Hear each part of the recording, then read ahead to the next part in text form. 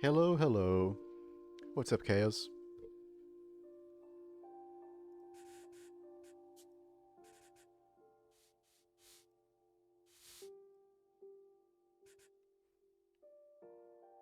Hmm.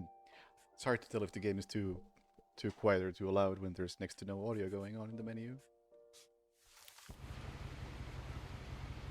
I'm gonna go with a bit too quiet.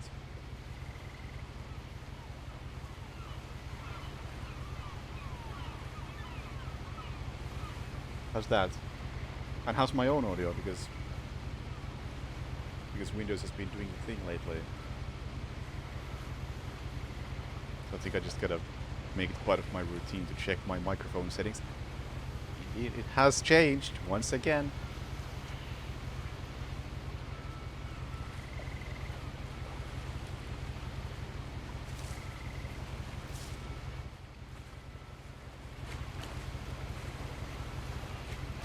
But maybe this is fine. Maybe I increased the game volume too much, or maybe the rest of the game will be a bit quieter than this.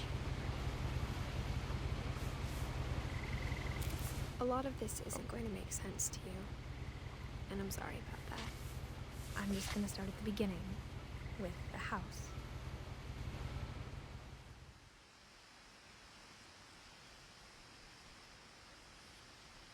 I wasn't expecting to start there, because When there I was put a up new a game chain button link there. fence, but it looked like I wasn't the first person to hop it. My brother Milton disappeared when I was 4.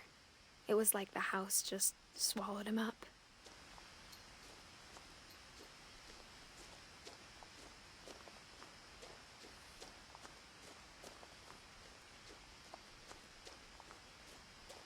I lived here until I was 11, but I wasn't allowed inside half the rooms. So Control, Shift, and a Q all do the same thing.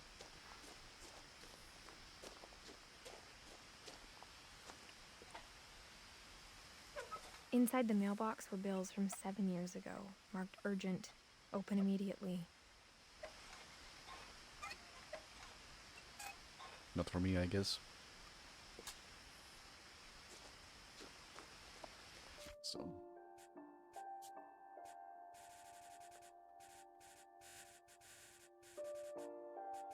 no field of view. All right. I hadn't been back since my brother Lewis's funeral.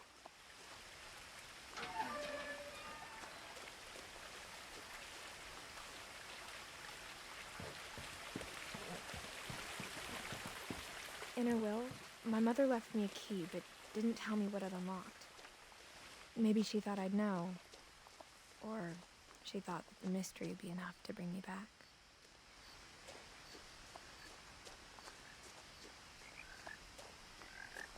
I guess we don't move so fast that it would matter if the field of view is a bit low.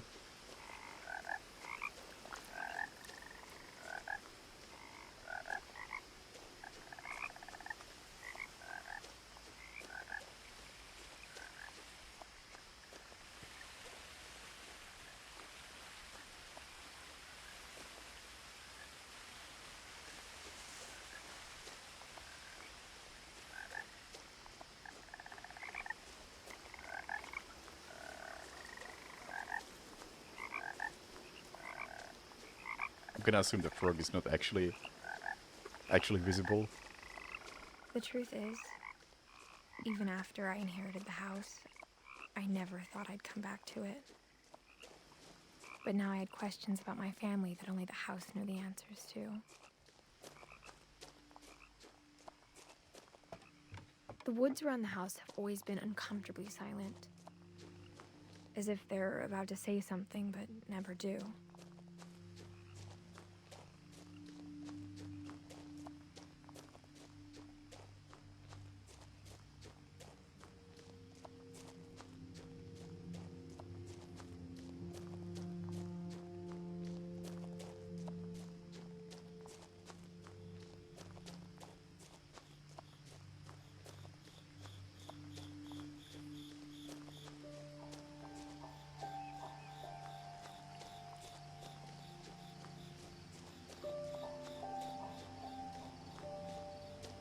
Can't take the truck. The house was exactly like I remembered it, the way I'd been dreaming about it.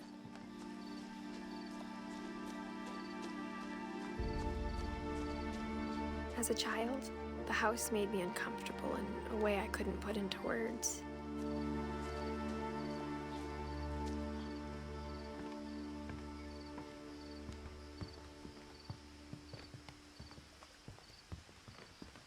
Now, as a 17-year-old, I knew exactly what those words were. I was afraid of the house.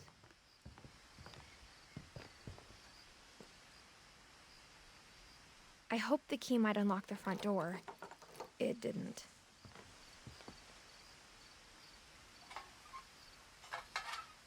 Looking in, I felt like the house itself had been waiting for me. Surprisingly well lit.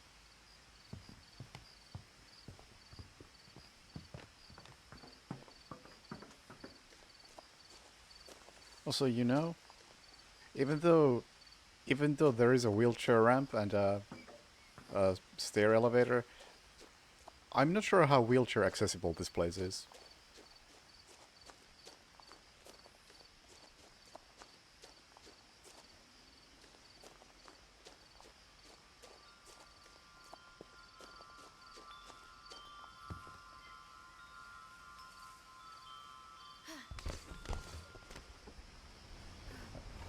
Crawling through the doggy door used to be a lot easier when I was 11. I mean, I was trying to use the key, but that's Power one had way been in. turned off the night we left.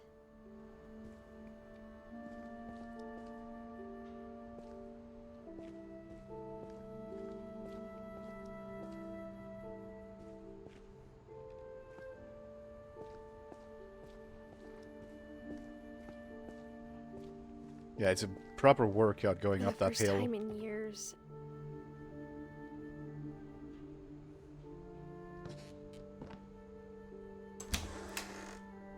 I felt like I was home. But instead of a family, there were just memories of one.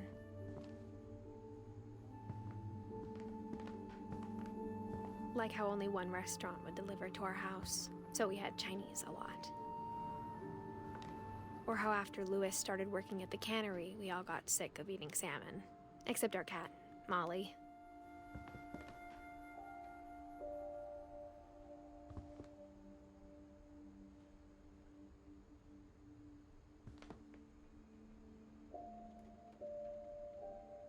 Interesting choices.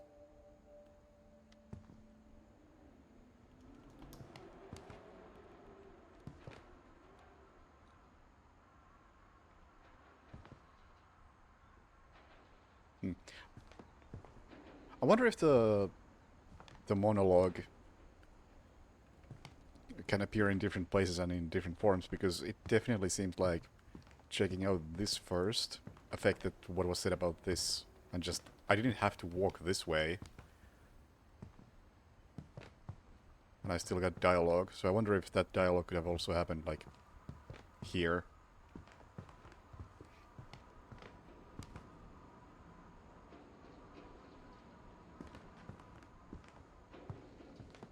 If so, then that's a nice, nice attention to detail. So they have a lot of cookbooks, yet she still complains about eating a lot of tuna and Chinese food. Nothing in the house looked abnormal. There was just too much of it, like a smile with too many teeth. My mom wasn't much of an optimist, but she never stopped believing that my brother Milton was alive.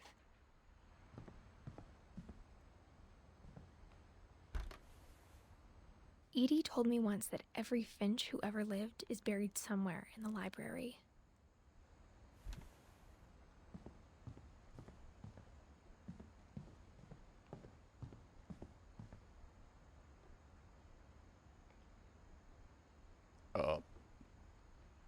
Please?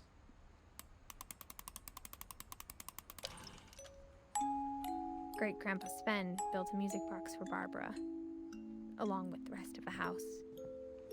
Mom always told me to stay out of the basement, so I wasn't too surprised when the key didn't fit.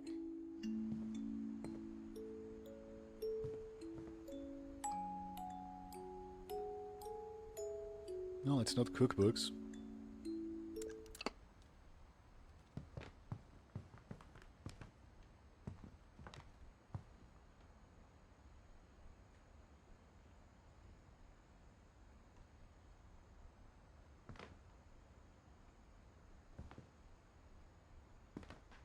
They are repeating some of them. Even the fireplace had a story. Edie told me the bricks came from the original house, after it sank.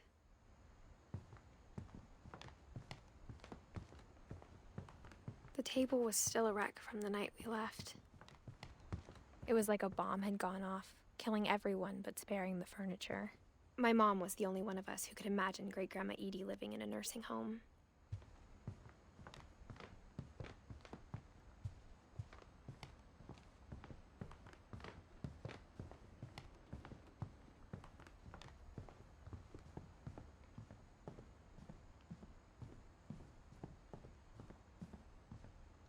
All right.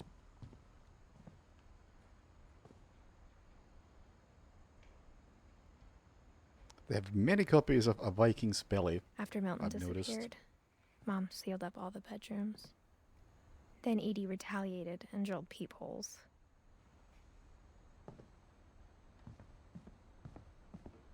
I spent a lot of time playing in Great Uncle Walter's room. Lewis told me there were secret passages, but I never believed him.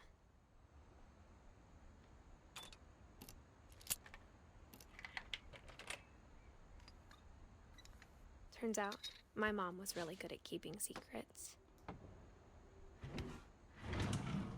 Now it was time to find out what my mom had been afraid of.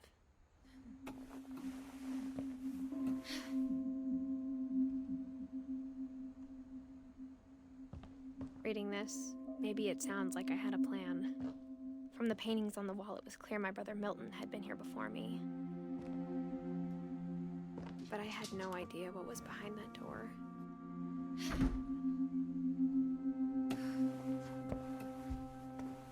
Just like Shit, I that had no spooked idea me. where all this was gonna lead. Controller vibration is on.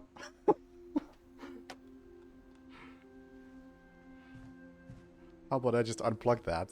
I grew up looking at Molly's room through the peephole. Being inside for the first time, I felt like I'd stepped behind a painting. Molly's gerbil had a tiny bedroom with its own even tinier gerbil cage.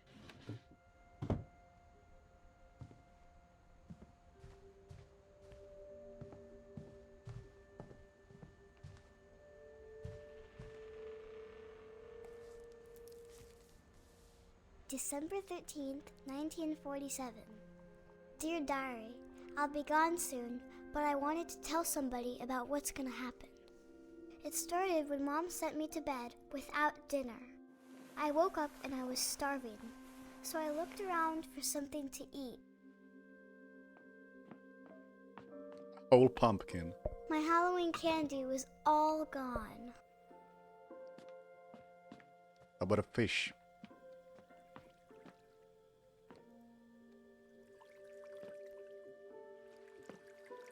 I thought about eating Christopher, but I held back.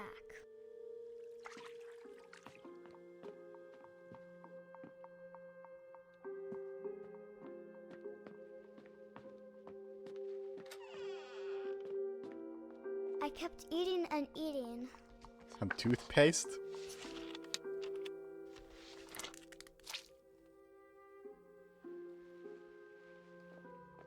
I ate a lot of things that night.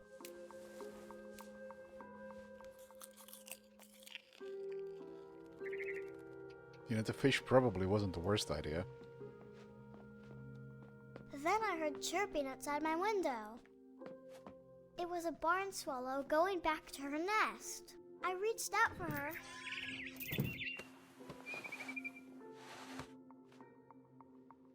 And suddenly, I was a cat.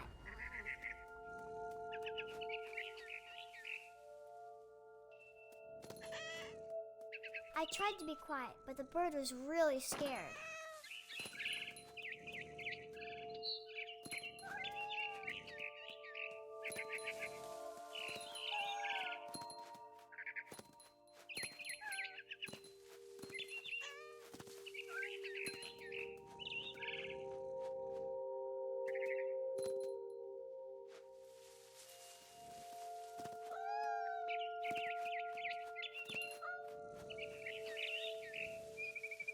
I jumped and I almost got her.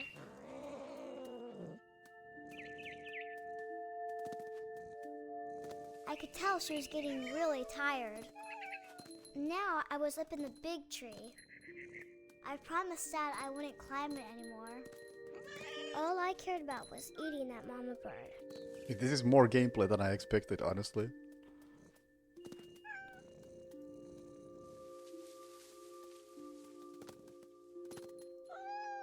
Oh, whoa, whoa. Did I just clip through a tree?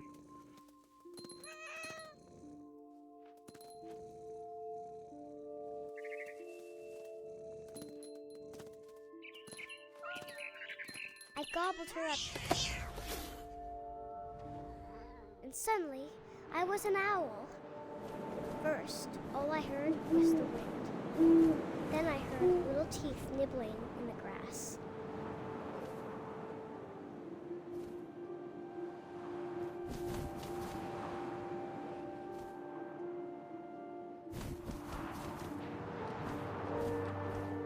Rabbits.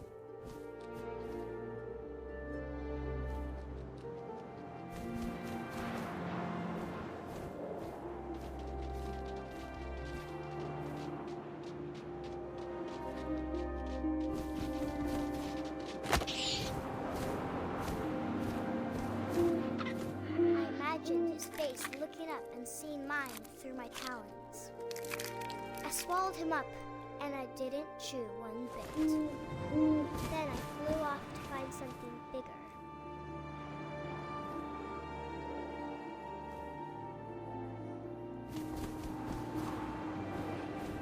Mm-hmm. Hey, Ragn. A mama rabbit. I didn't do the dive. It just happened.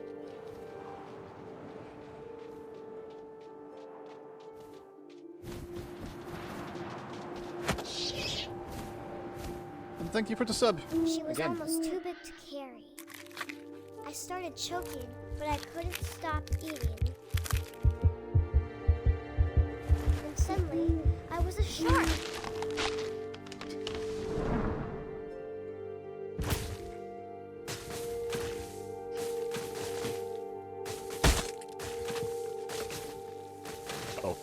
Oh no, this reminds me of Sharknado. I rolled off a cliff and into the ocean. Now, I was hungrier than ever.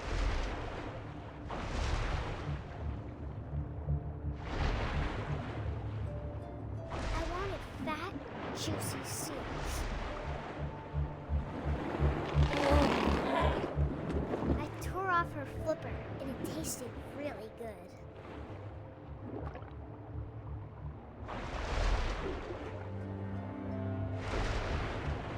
I don't know what I expected from this game, but it wasn't this.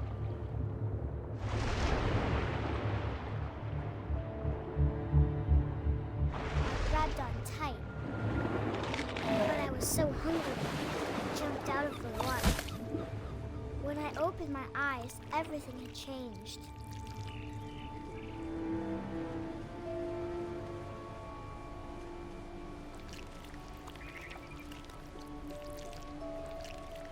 Definitely wasn't this.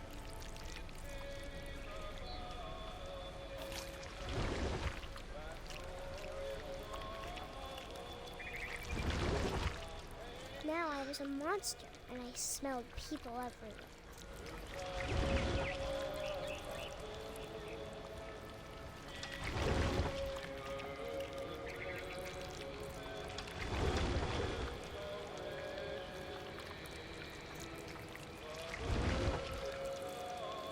I was big, but I moved real quiet.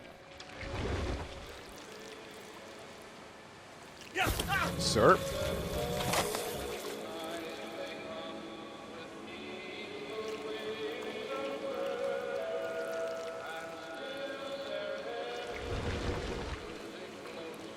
Wait, was I supposed to go up? It's a bit difficult to control this.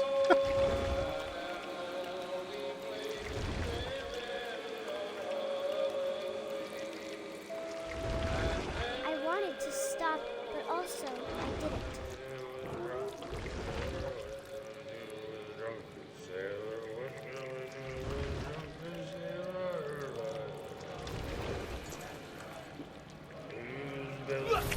Oh, whoops. Didn't even see him.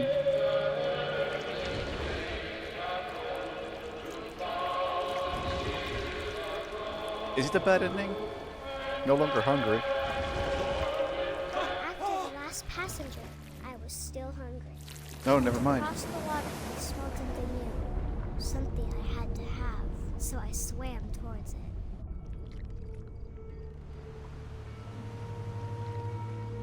I slithered onto the sand, and the good smell went into an old pipe.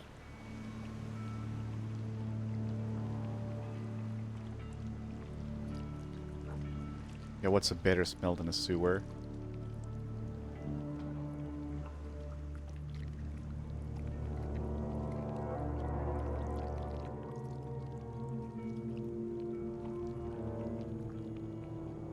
Oh my god, I can't control this. I got closer and closer.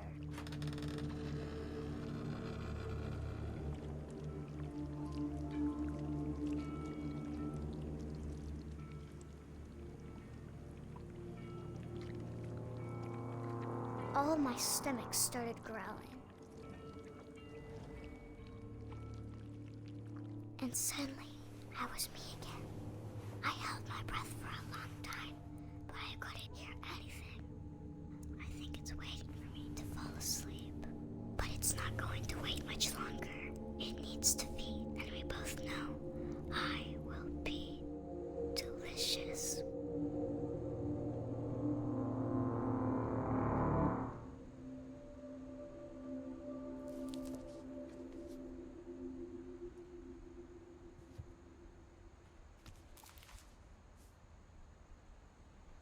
I'm not sure if I believed all of that, but I'm sure Edie would have.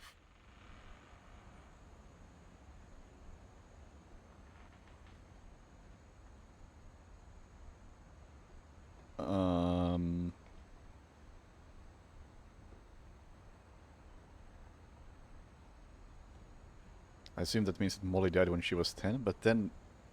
Put this away, please. I must ask... Who made this? And why? With the years.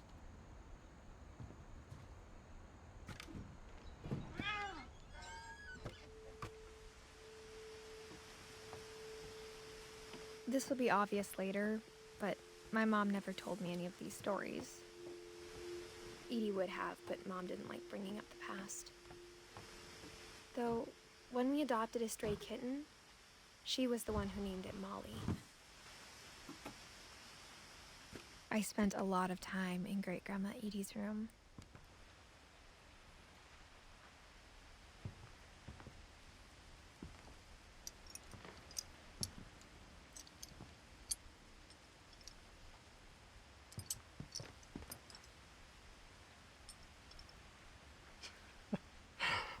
One is not like the others.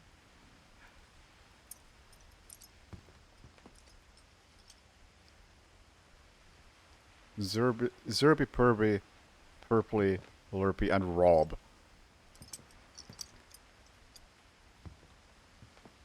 And, okay, and Bob. Her room was like a museum.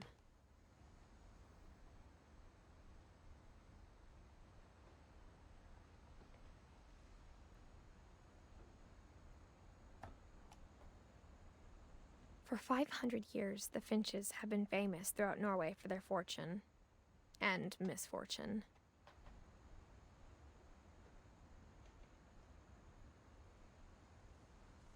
Odin Finch buries the latest victims of the family curse, his wife Ingeborg and their newborn son, Johann. On January 7th, 1937, he set sail with his family and his house, hoping to leave the curse behind. But 40-foot waves off the coast of Washington send the house and Odin to the bottom of the sea. Odin's daughter Edith, with husband Sven and baby Molly, step ashore on their new home, Orcas Island. Odin Finch is the first to be buried in the new family cemetery. His daughter Edie is already dreaming of a new Finch house.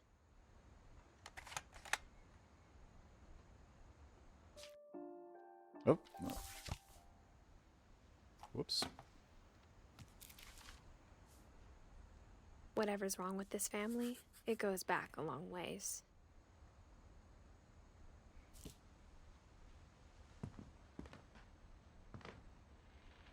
Mummification. Mm-hmm.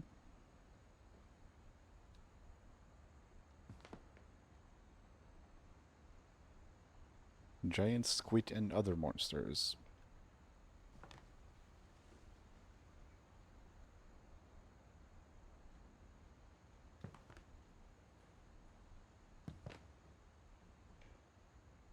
Another copy of Mummification.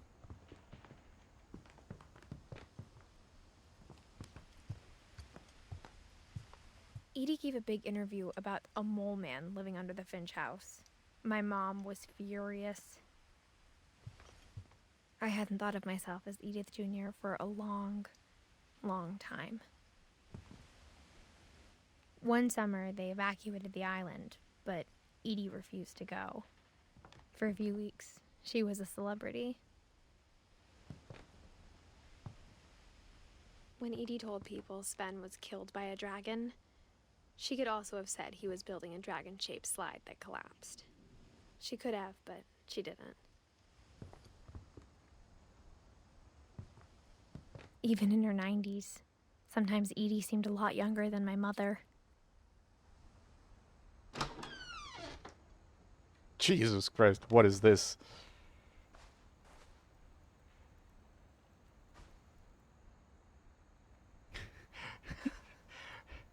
Champagne in the bathroom? Why not? The only trace Grandpa Sam's first wife, Kay, left on the house was the pink bathroom.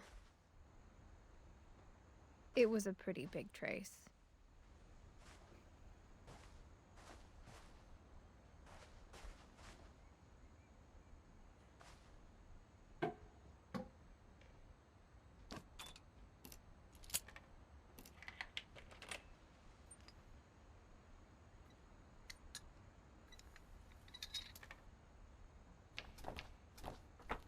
There's a secret in this bathroom. It's in the last place you would look. It isn't in the cupboard. It's hidden in this book.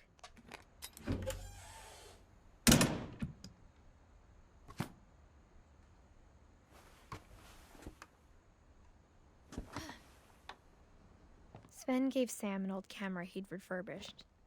He never put it down.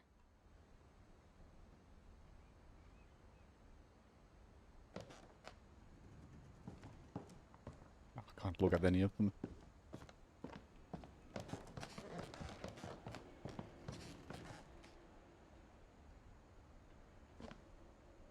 More booze, huh?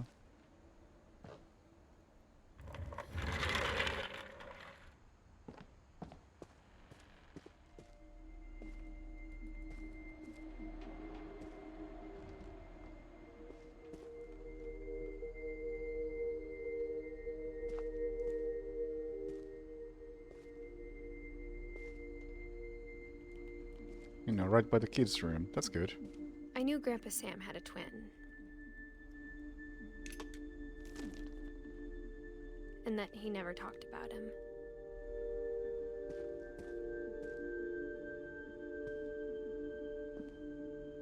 I guess my grandpa didn't like history any more than my mom did.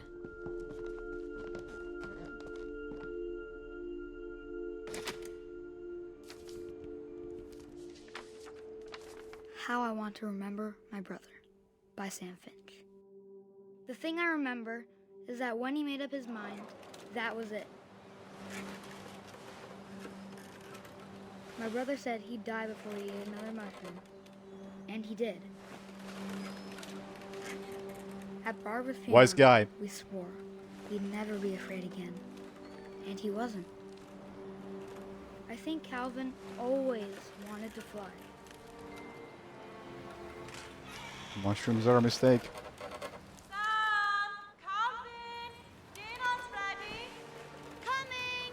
Can I jump? But that day, he finally This made up wing his is mind to really do it. dangerously placed, by the way.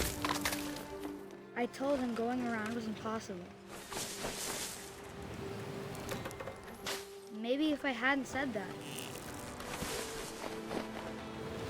Calvin! I'm not gonna tell you again! Hey, Henry. maybe if the wind hadn't picked up, then maybe he'd still be here. But I doubt it. I think he'd already made up his mind. That's what I want to remember about my brother.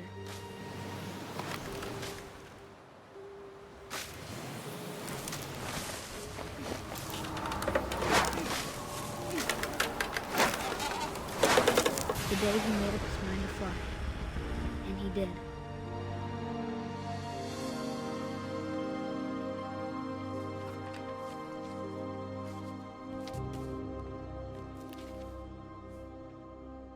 Calvin's story felt strangely familiar. When I was younger, I remember trying to do the exact same thing.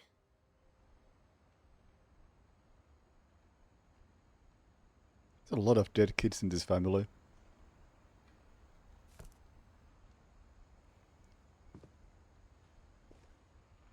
After the funeral, Edie roped off Calvin's half of the room.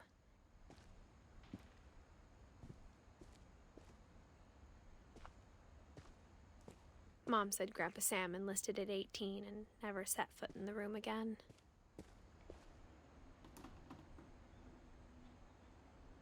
What? Ah, man. Controls are a bit awkward at times. It's like it's trying to do amnesia-style controls, but it really doesn't feel like it should.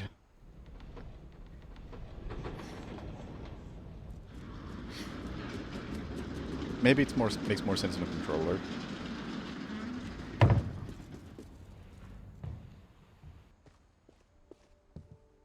The passages were a pretty tight fit. They'd obviously been built for smaller hands and bellies. What's that?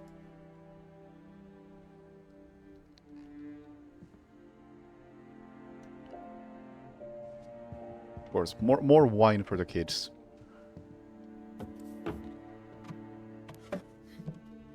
Guess that explains why they have so Growing many up, dead kids in the I family. always thought of Barbara as a child star.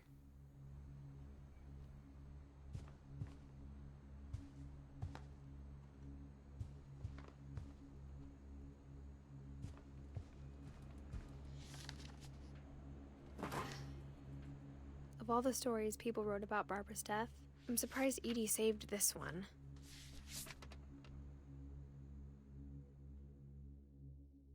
Old Jack here with another ghastly tale inspired by America's most unfortunate family. I'm calling it The Surprise Ending of Barbara Finch. As a child star, Barbara was famous for her scream. Now at 16, she was all washed up. A has-been. But in I can a relate to lucky that. break, she'd been asked to perform her signature scream at a local convention for monster movie fans. It was just the boost her career needed. Unfortunately, her scream hadn't aged well. Getting better. I think you just need the right motivation. Her biggest fan and current boyfriend, Rick, was about to demonstrate when... Now that was a great scream. It was Barbara's father, Sven. He'd slipped into a table saw and had to be rushed to the emergency room. So Barbara got stuck babysitting her youngest brother, Walter. Her convention comeback was cancelled. Okay, I'm hearing frustration, but I'm not hearing terror. What if I tried... A gang of hoodlums in Halloween masks have been terrorizing Orcas Island tonight. Police are urging residents to... That came from the basement. You're right! Also, I loved your delivery on that. Why is your basement door locked? Because my dad likes making puzzles and secret passages. There's a key hidden in the music box. The secret is to keep winding and winding until finally the key pops out. Thanks, babe. I'll be back in a sec. 20 minutes later, Rick hadn't returned. So Barbara went to look for him, right on cue. She reached for the music box. And as she wound the key, she listened for Rick, but the house was silent.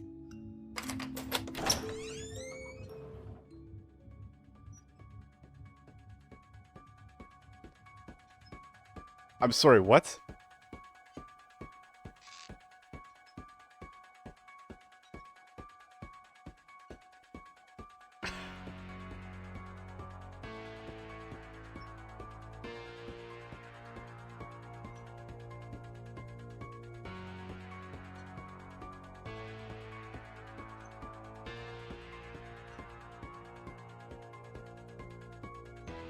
I gotta hear how much of this track they use.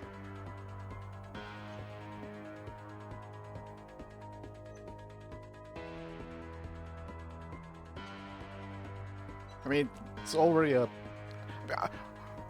Did they license this? Or what? Surely.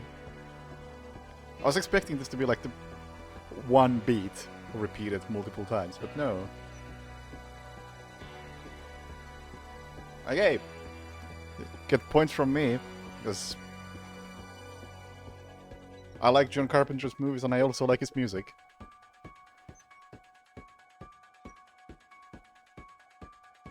I will say that I think the Halloween theme is the best part of the movie Halloween.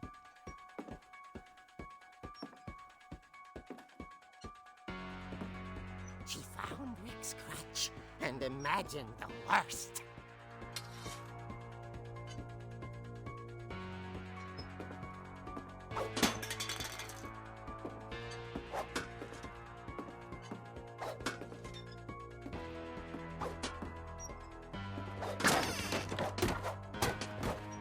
The gang's leader is the infamous Hookman killer, Dr. Carl Hamill, who impaled and then ate his family 10 years ago tonight.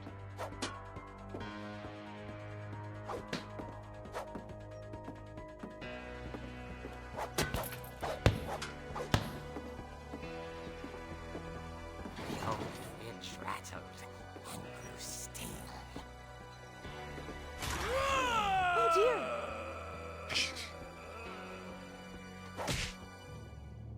Oh! Rick? Barb, relax. I was just trying to scare you to help you find your scream. Well, I'm not scared, Rick. I'm furious. Then act furious. All I'm getting from you now is that you're hurt and confused and you're... She threw him out, but she kept a little something to remember him by. Barb, have you seen my other crutch?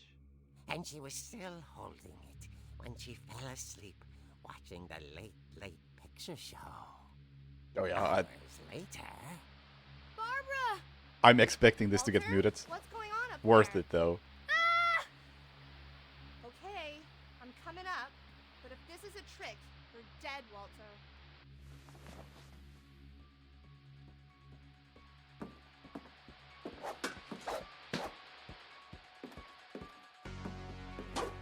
Also, maybe I should rewatch Halloween at some point.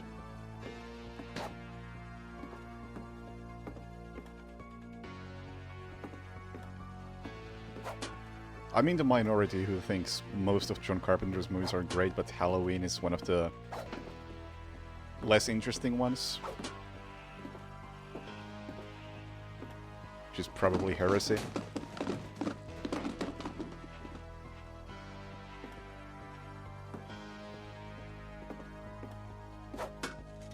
But it has been a while since I've seen it. Walter, are you there? Walter had vanished, but his bedside radio was still on. Orcas Island police describe the man as 6 feet tall, with a steel hook for a hand. Residents are urged to lock all doors and windows and notify the police of any suspicious activity. Barbara turned, saw the hook man, and was speechless. He was quite smashing. And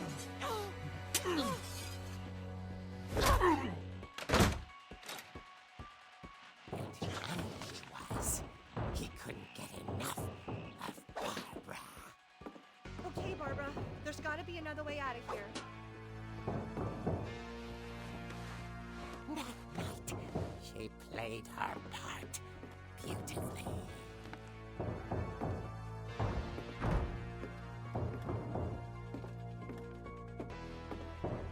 Molly's door hadn't been opened in years. The hinges groaned.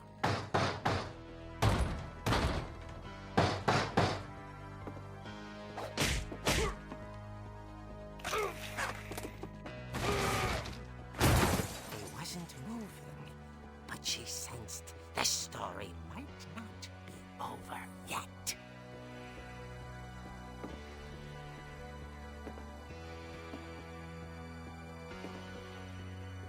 I legit gotta Google. They've been playing this song for a long time now.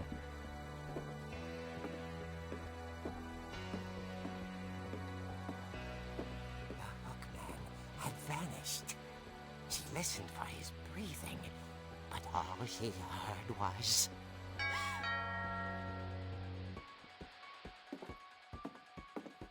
I need to know what's up with this.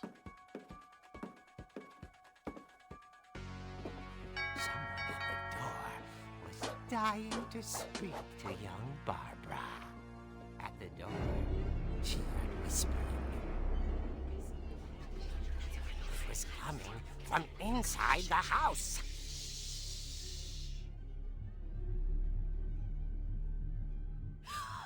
Oh dear.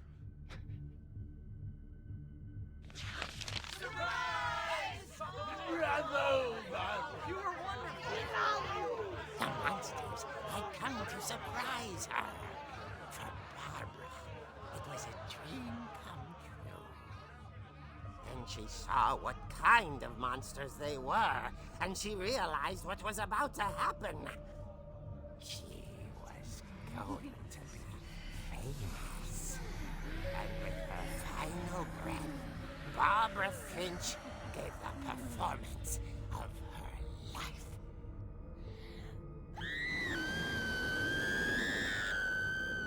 I wasn't there myself, but I hear Barbara was magnificent. Poor girl. She had a taste for stardom. But unfortunately, so did her fans. Of course, the police blamed it all on poor Rick, who disappeared the same night. And little Walter? Hiding under his bed the whole time. He took it all pretty hard, but that's another story. As for Barbara, tucked inside the music box is all they ever found of her. Her ear. Now that's what I call a real eerie tale.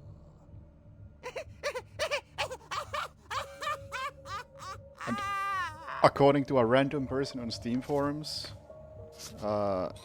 it is the original Halloween theme, fully licensed and with the consent of John Carpenter. Edie told me all Barbara wanted That's was cool. to be remembered, as absurd as that comic was. Maybe what Edie saw was a happy ending.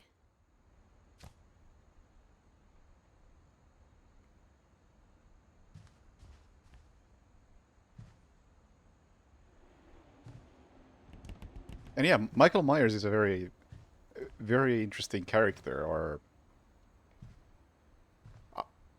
one of the better like slasher bad guys.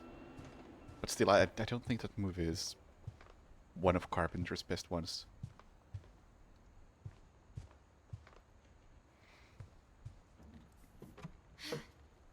It's alright, but it's not The Thing I guess or now I know Mouth why of Mom Madness didn't like me playing with the music box. or Big Trouble in Little China.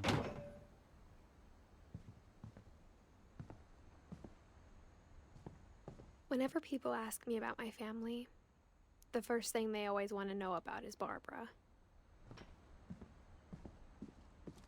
Mom must have locked the third floor stairs on the night we left. Yeah, I haven't seen Escape from LA, but New York is another one that I'm not a huge It's fan of. funny. It's All alright. those times I played with the music box and never found the basement key. Edie's father, Odin, built the original house. Or They Live, another good one.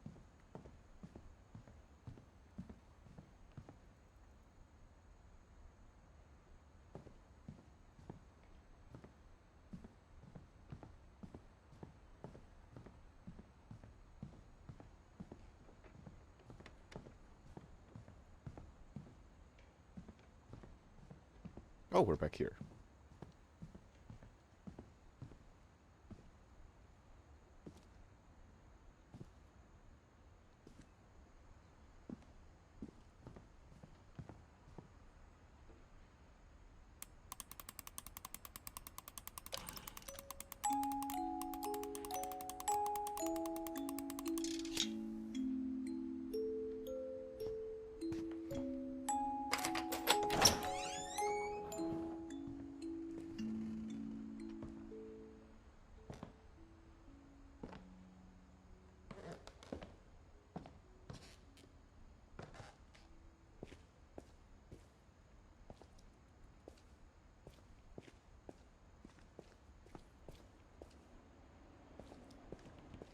Mom said the basement was off limits, unless I wanted another tetanus shot. Fallen? Never heard of it. That's not Carpenter, right?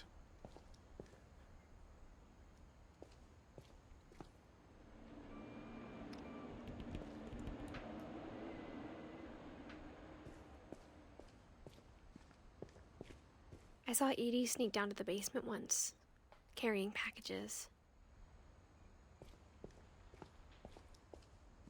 I thought maybe she was hiding presents.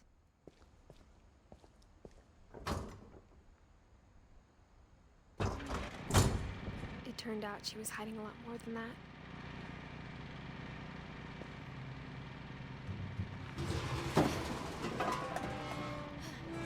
Yeah, not at all familiar with that. I remember asking Mom once about where Walter had gone. She said after Barbara died, he got as far away as he could. If there's a pattern in all these stories,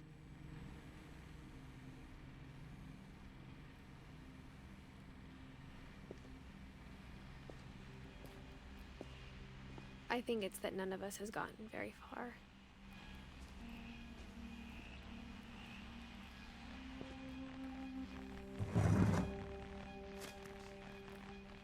Goodbye, everyone. I can't believe I've been down here for 30 years. On that first day, after the shaking started, I didn't think I'd survive a week.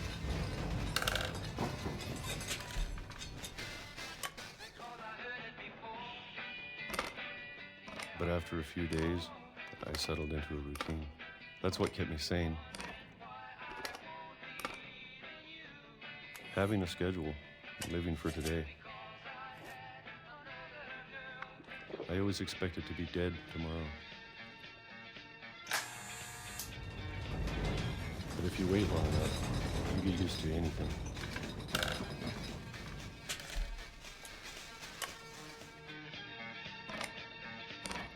Even a monster on the other side of the door starts to feel normal. Almost Biblical friendly. horror. Interesting.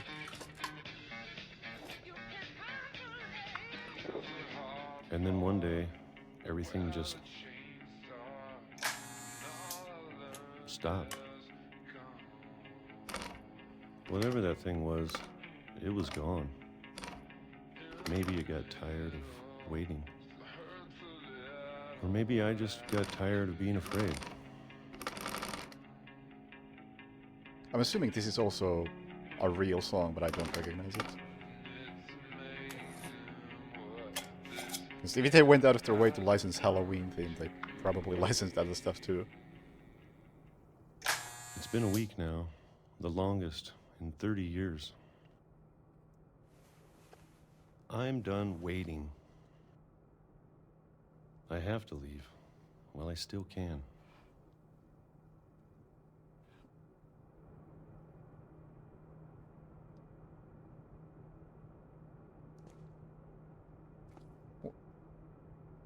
Hang on. I was distracted by the music. I've been here 30 years. I feel like I lack some context.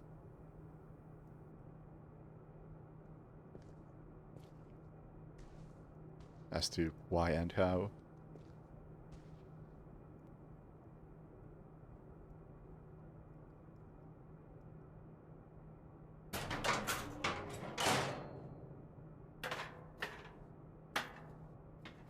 Also, forgot to check the bookshelf.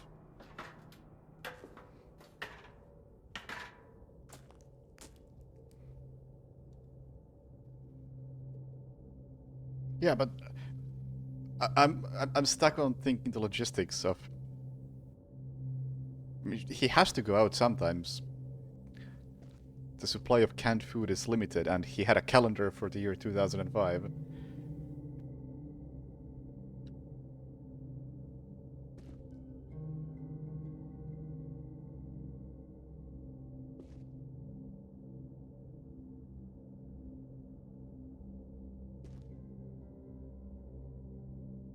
I know it's out there, somewhere.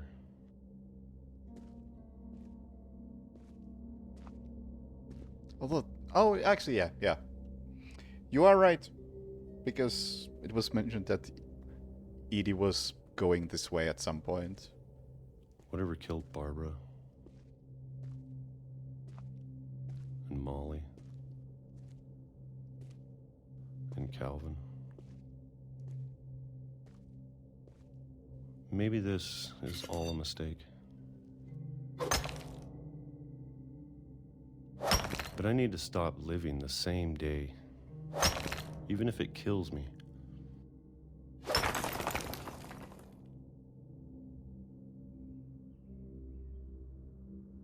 Invisible Man movie Carpenter director almost made him quit.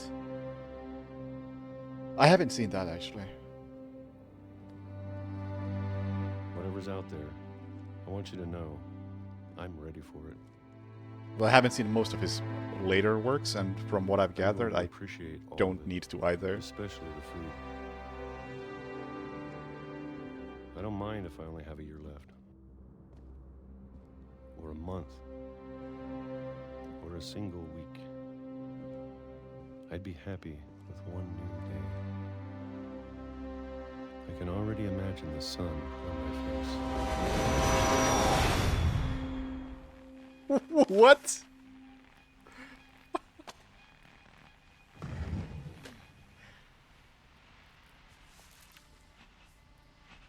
Walter died when I was 6.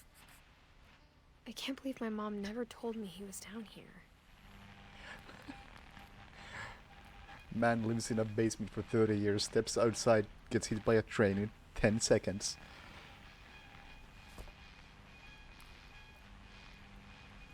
And all he left behind was a can opener. I'm sure my mom was trying to protect me.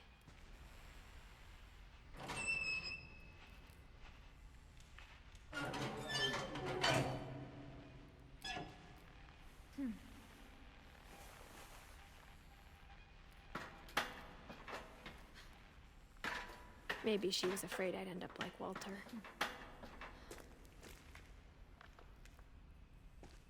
But if she never told me about an uncle under the house,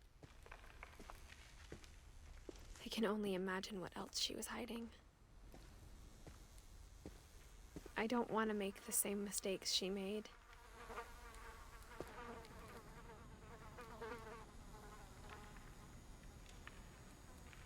That's not too bad considering it's 30 years of trash.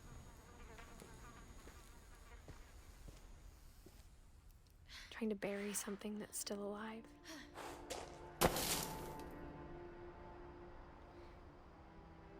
Now that there's only one of us left, or maybe two, I thought it was time I heard the stories for myself and found out what happened to everyone else. But now I'm worried the stories themselves might be the problem. Maybe we believed so much in a family curse, we made it real.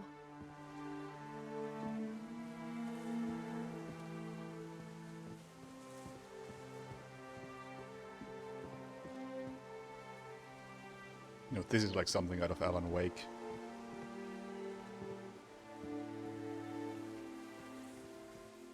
I don't know if I should even be writing this.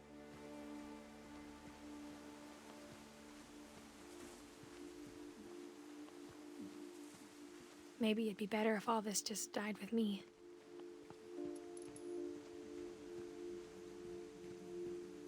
But I thought you should know about your family.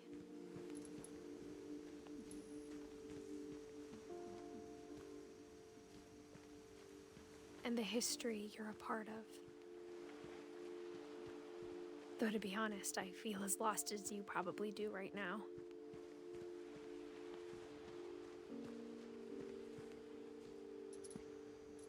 I think the people in these stories believed them, for what that's worth.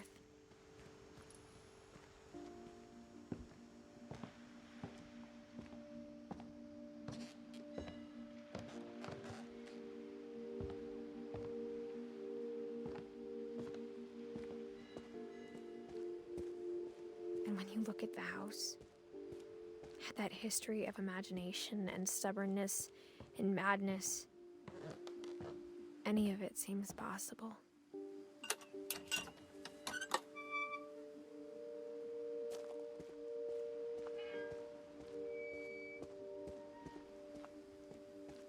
I think we've been surrounded by death for so long, we've just gotten used to it. What kind of family finishes building a cemetery before starting the house?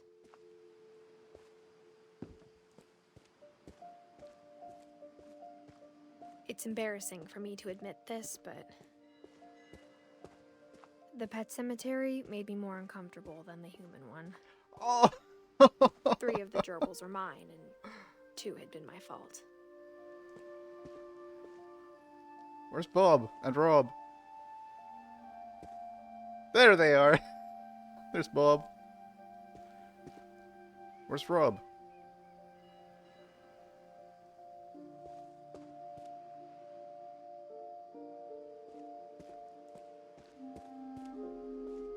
Sven built the house, but it was Edith who designed the cemetery.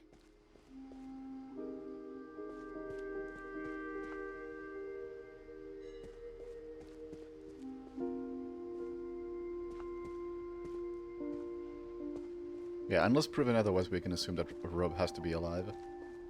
I'm sure Odin's monument had been Edie's idea. My mom was always trying to move on, but for Edie, the past never went away.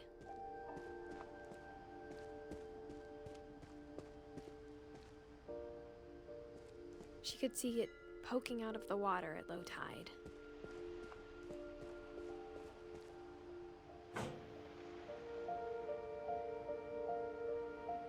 Edie said she dreamed about the old house every night.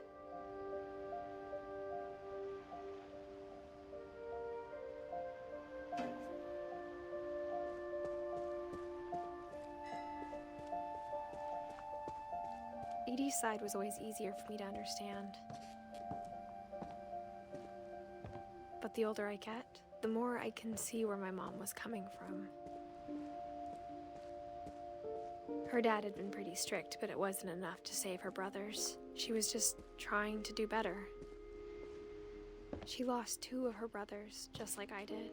I get why she tried so hard to protect us.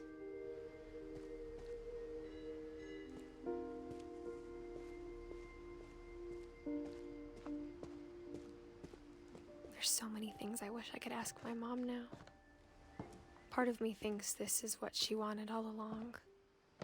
For me to come back someday and find everything out for myself.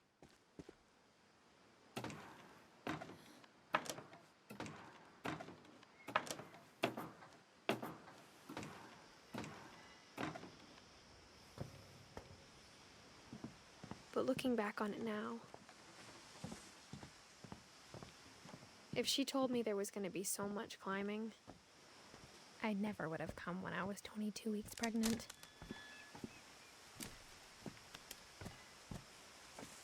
That's a detail to bring up at this point.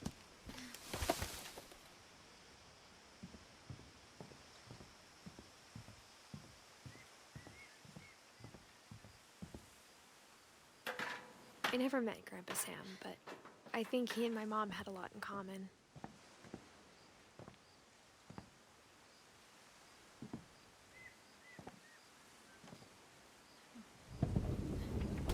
They were both pretty intense.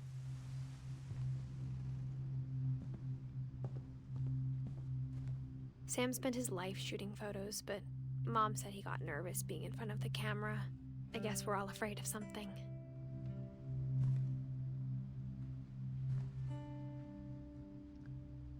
And more booze.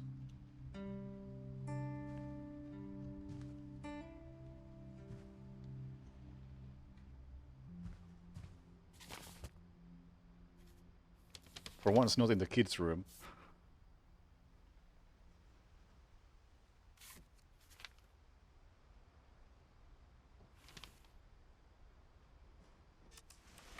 Dawn, I promise, you'll never forget this weekend. Yes, sir. These memories are gonna last a lifetime. Hmm? What? Perfect. Hey, Jivon. It's gonna rain the whole weekend, isn't it? I will never forget this weekend, Dad. That's the spirit. Okay, got it. I'm gonna take some pictures, okay? Just be careful. That camera's older than you are.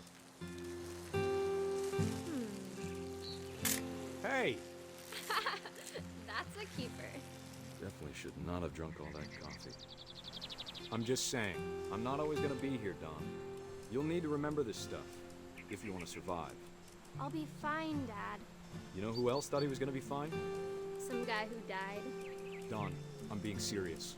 I know, Can I just Dad. take photos of You're always serious.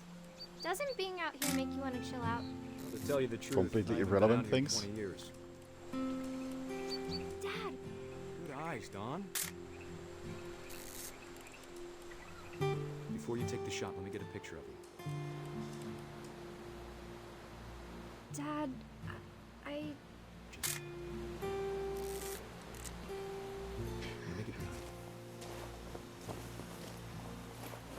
Do I have to do this? Don, you don't have to do anything. But if... Great shot, Don! That's a bit fucked.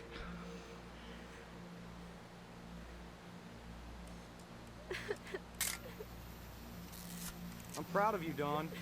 Always remember that, okay?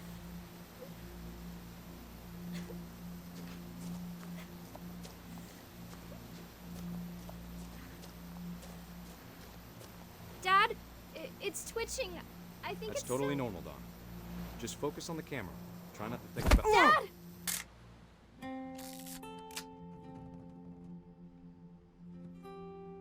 Yes, I might have been a bit of a dick.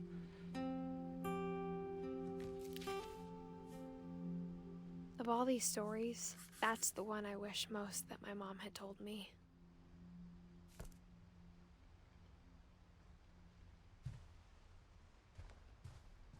Instead of hiding from death, Sam seemed to go out of his way to meet it.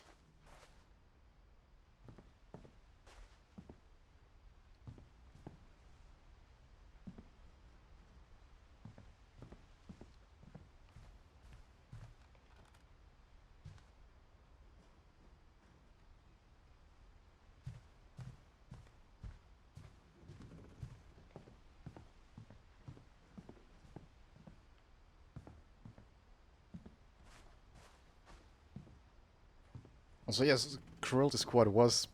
It was considered today. Nah. I feel like that would just hurt my brain. I don't want to do that today.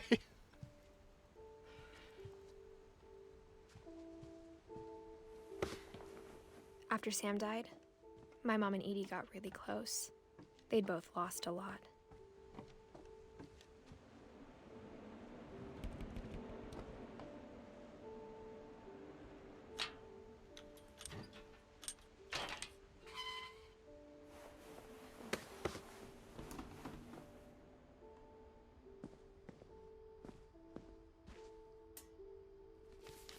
I feel like playing Cruelty Squad.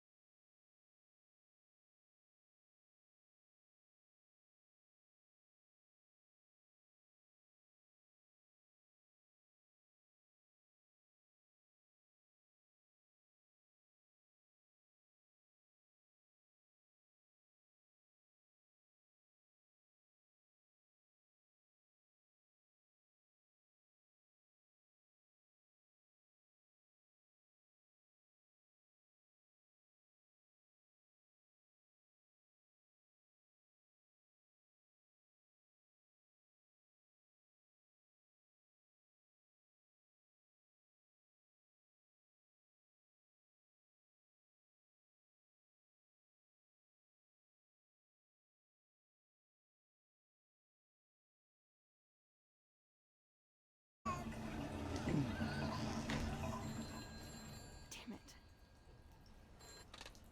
Hold on, I don't want Gregory to hear this. If anything, I'd argue that tracks like that are more likely to get muted.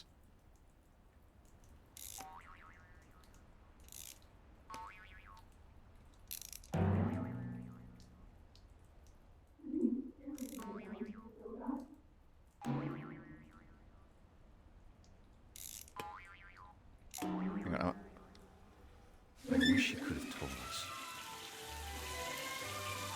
about the world he saw.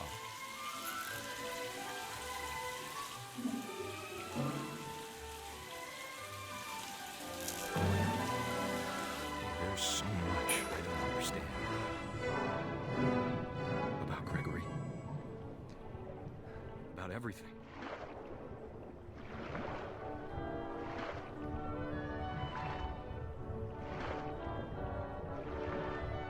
But I know what happened wasn't your fault. Just a damn frog. I'm sure he's happy. And he'd want you to be happy too. Good luck, Kay. Love, Sam.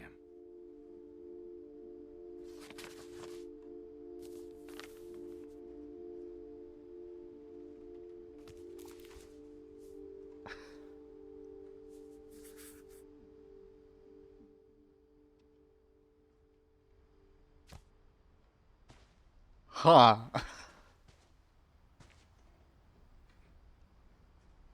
That's probably the most comedic way you can present a dead baby. I can't imagine my mom ever writing poetry, and yet Don't know what to make of that.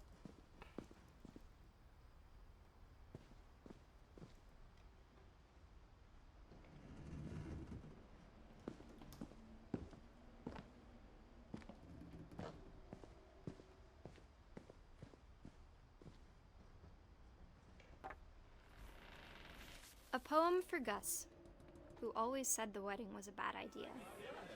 Our father never hit us kids, at least not very hard, before the day my brother said with teenage disregard that he'd be dead before he'd see a wedding in our yard.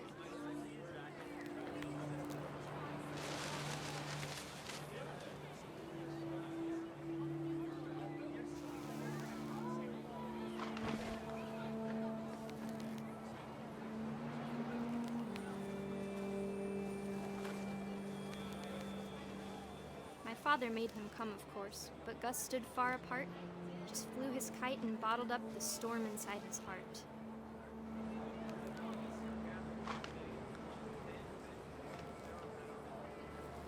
I mean, it is pretty different from what I usually play, but I also want to try to mix things up.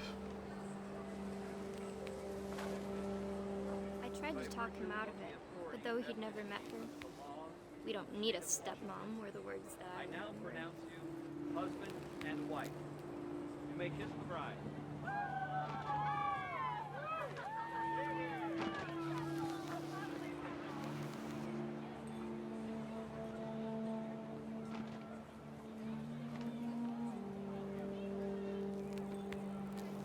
I can't just focus on stealth games all the time because I ran out. When the time for photos came, Dad ordered him to come here. But Gus declined and as a sign held up his middle finger.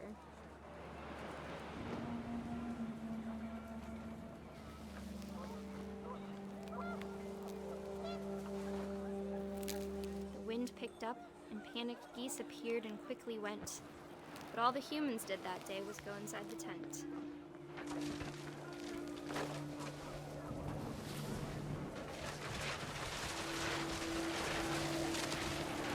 The rain came down in buckets then, but no one seemed afraid that nature might destroy the tent our dad had crudely made.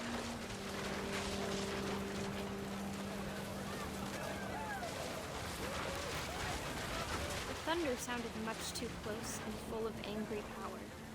But all my father said to this was, "Make the music louder."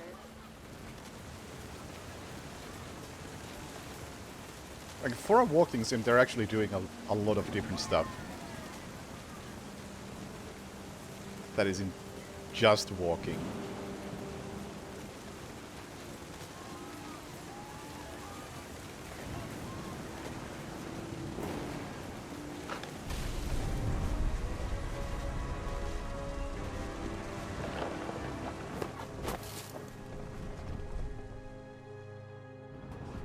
I wish that I could truly say I thought about you on that day. Out there on the beach alone, just you, the wind, the sea, and foam. But I didn't. Until we found you.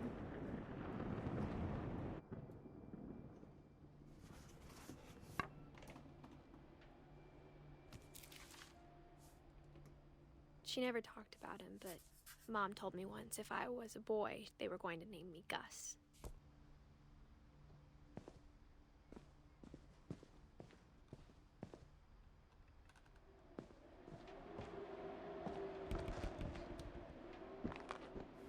My mom moved up to the loft after her brothers died. At the time... Well, I don't think it was technically a murder. Let's be fair. Unless we blame the frog, of course, which we probably should. Religion was another thing my mom never talked about, but I think it helped her a lot after her dad died. Oh, you're blaming me, huh?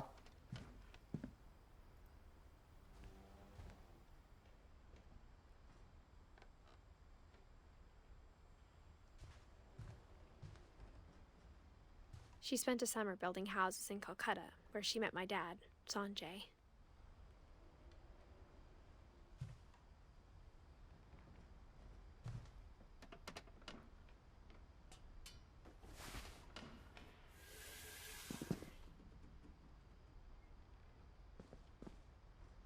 There's no staircase of any kind leading there. Must have been a pain in the ass to get the discs up there.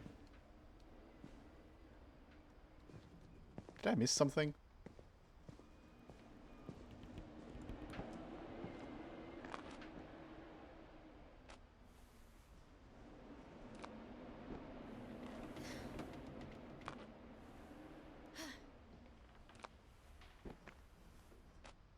Let's go bouldering again. Just to double check.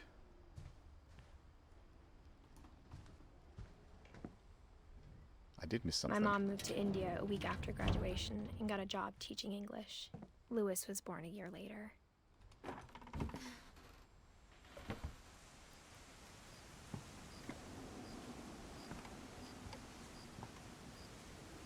When my dad died, I don't think Mom knew where else to go.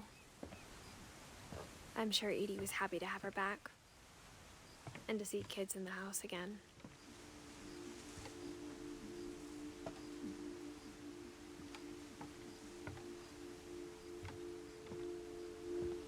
The house had to get a little bigger, but Edie was used to that. Oh yeah. Like, imagine getting this up here.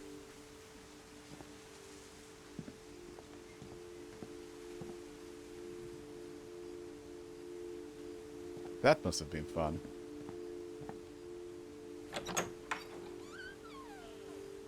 And for a while, things were good.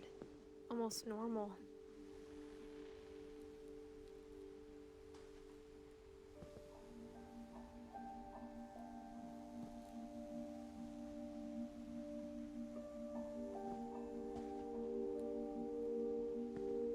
But it didn't last.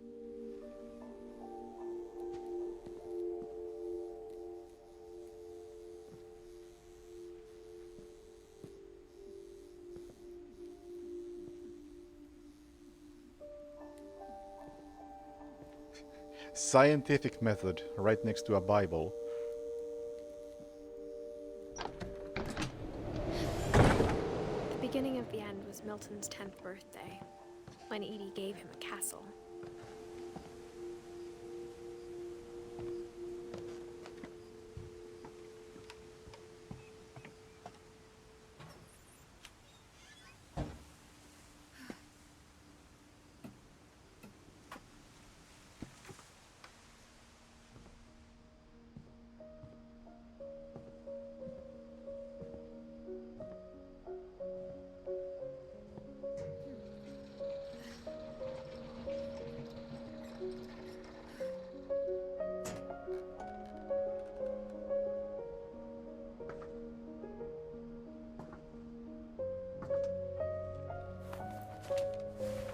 Milton Finch in The Magic Paintbrush.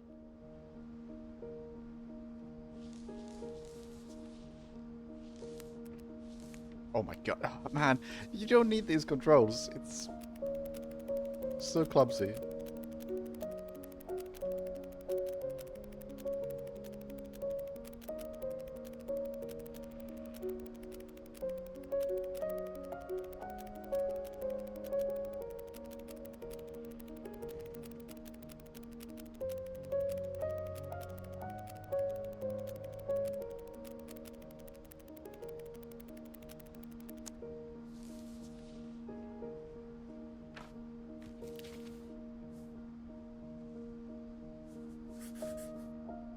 was 4 when Milton disappeared.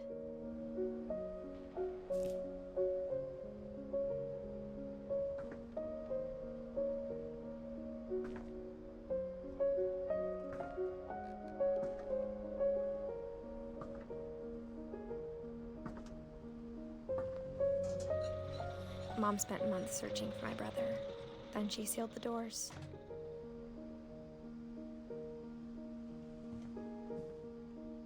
Whatever Milton had found in the house, Mom didn't want it getting out.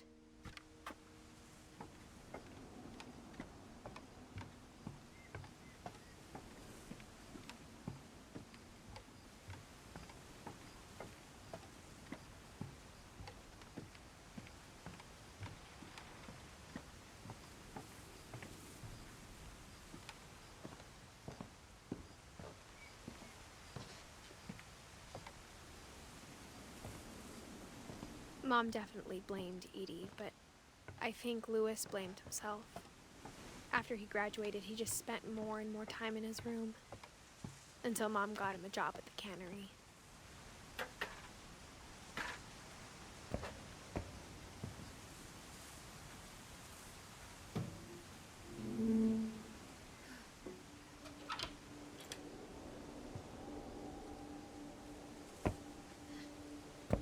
Oh, you know what this reminds me of? Lewis's room smelled very, very familiar. That part of him lived on. No, I didn't. No. I didn't press anything. I just turned around. Okay, you don't have to press anything. You just need to turn around. This reminds me of Hitman. Sapienza. Southern Room. Kinda has a similar vibe to it. Lewis and I spent a lot of time playing games together, but he was surprisingly bad at them. He died a lot.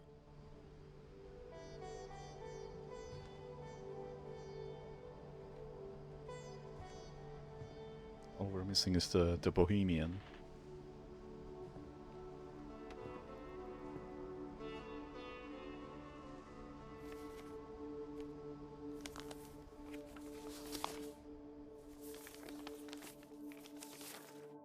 Dear Mrs. Finch, as Lewis's psychiatrist, I can understand your desire for an explanation.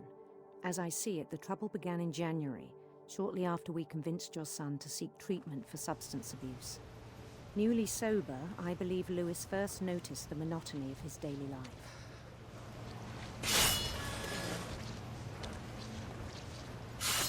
He kept working at the cannery, but he withdrew part of himself. In our sessions, I saw the same behavior. His mind began to...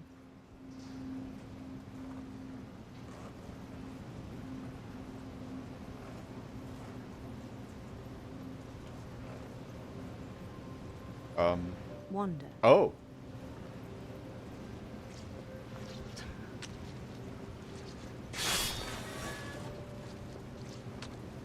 Okay, this is kind of cool. I asked him to describe it. He said he started small, imagining a labyrinth. He'd feel his way about. Then something moved. Bats. And toads.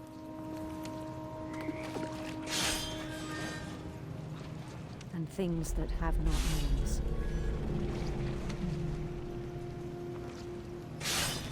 He knew it was all in his head. But he took it very seriously.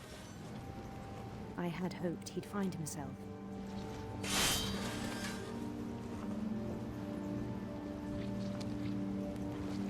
But he found something more. I worried about him then. Yeah, this is more technical gameplay than I've done in a while. Cannery. It wasn't that long ago since I played DMC4. I spoke with his boss. But he said Lewis had become a model employee. Methodical, tireless, focused. Like a whole new Lewis. So I let him go on. Where's the fish? Thank you. I even encouraged him. It seemed very promising at first. He told me he'd made a new friend.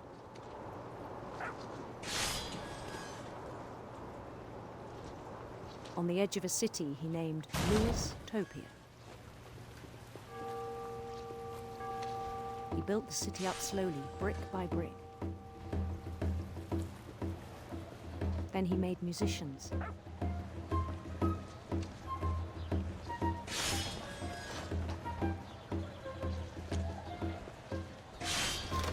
And songs for them to play. He talked about starting a band. And he was always humming something. Every day his imagination grew stronger.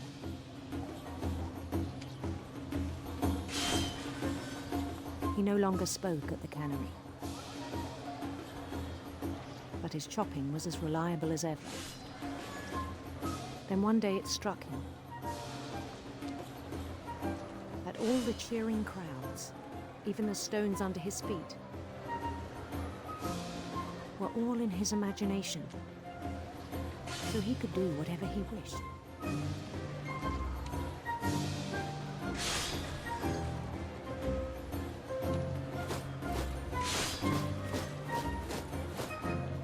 He held an election for mayor. And he won.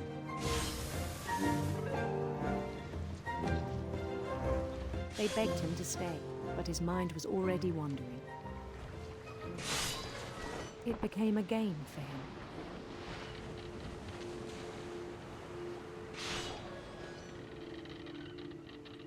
He'd conquer a city, then immediately push on. New Louisville.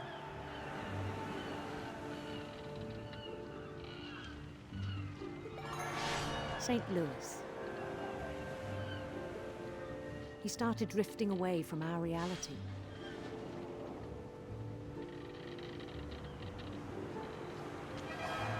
Minneapolis. Until one day he forgot to go home from the cannery. Even as his mother pleaded with him, part of Louis kept sailing on.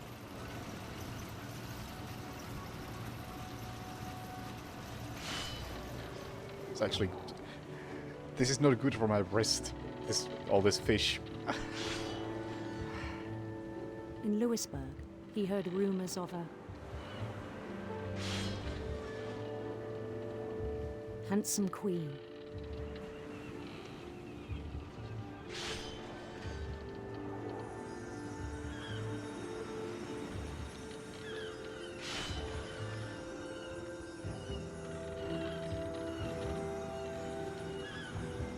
The queen was on her own quest for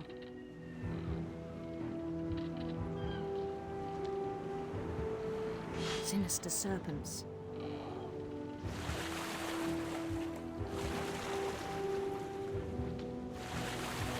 So is the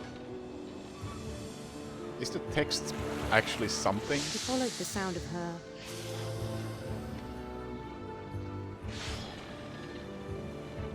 silver harp.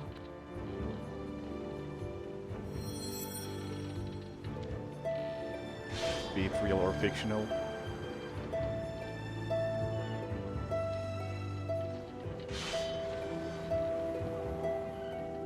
His chase led him to a golden palace east of the sun and west of the moon. Even then, his logic remained sound. He knew the world was all in his imagination. No. I'm drowning in fish. But he was so proud of having created it. In his own eyes, he'd become something greater than a king.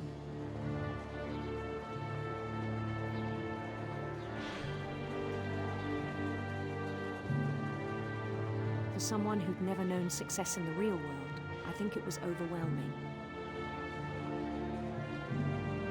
And then it struck him that the real Lewis was not the one chopping salmon, but the one climbing the steps of a golden palace.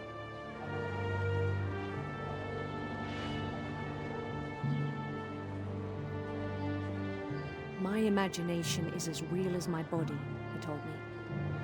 It was hard to argue with him.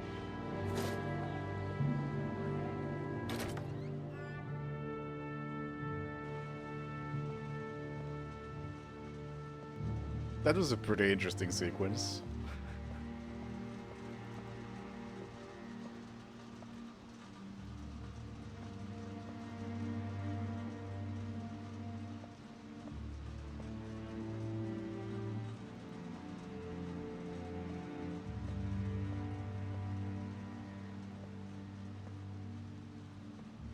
See, that's the sort of thing I like. Actually, not just creativity, but it's like kinda perfectly mixing gameplay and storytelling.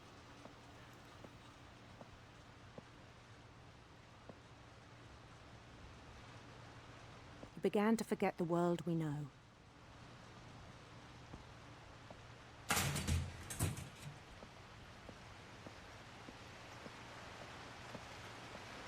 I think it pained him to remember Lewis, the cannery worker.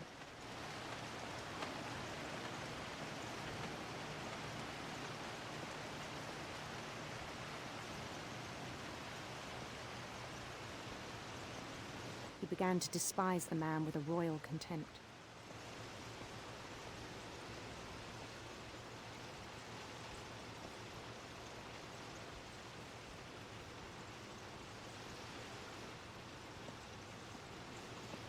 Everything okay?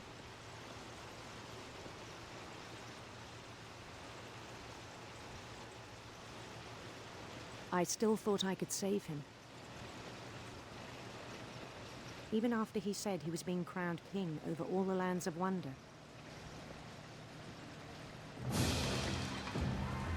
The palace would be packed with his companions.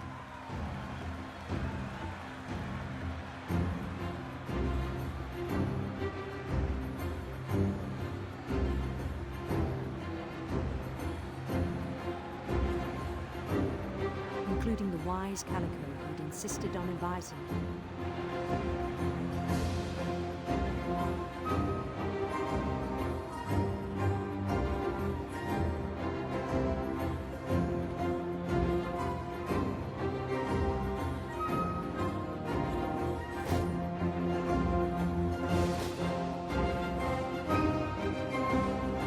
His queen waited, holding his crown.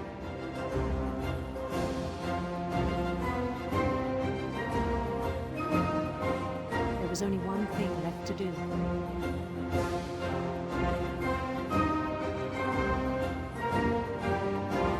Bend down his head.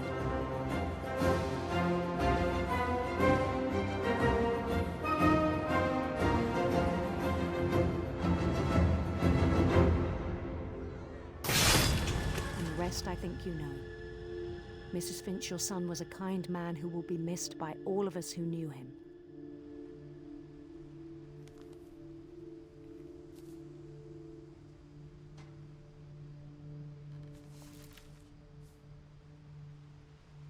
My brother was really cool.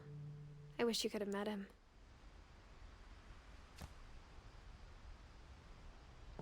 Huh.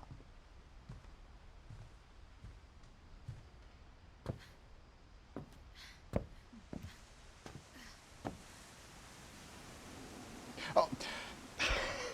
This damn window.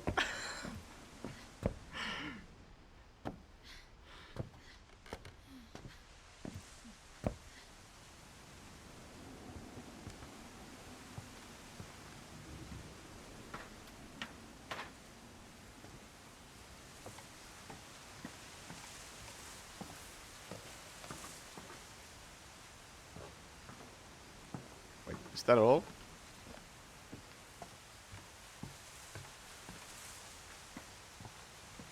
Is there a way up there somehow?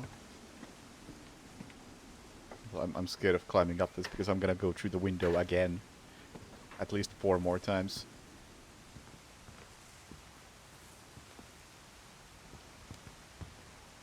Oh, there's a window inside, I think.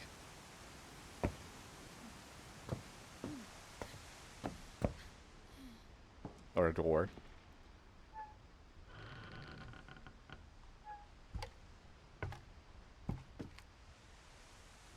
On the way back from Lewis's funeral, my mom told me to start packing.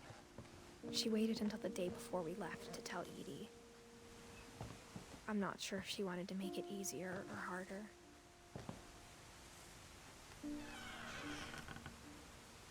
I wish we'd stayed. But I understand why we left.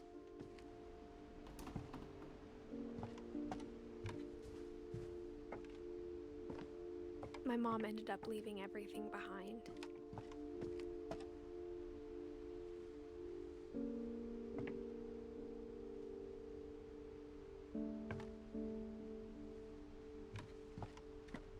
What happened that night had been coming for a long time. Maybe it should have come sooner.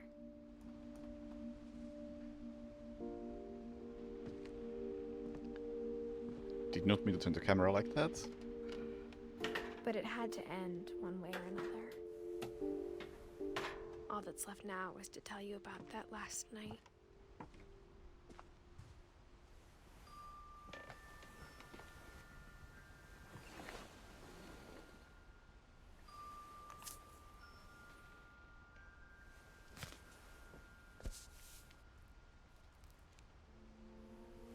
That whole last day, Edie just watched us pack and didn't say a word. Until supper, when she raised her glass and said, "To our final night together, and all our final nights apart." Grandma, you know what I said about alcohol. Some of your medications are very Edith, specific. I left a present for you in the hallway. Why don't you go open it? The grown-ups have to argue now. I'm sorry, you're right. We're all leaving tomorrow. Let's just enjoy our last... I'm not leaving. Edith, you're excused.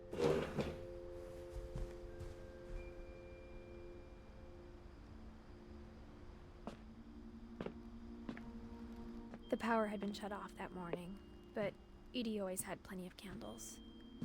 When my mom sealed the library, I don't think she knew about the other entrance. Or that Edie had a key to it.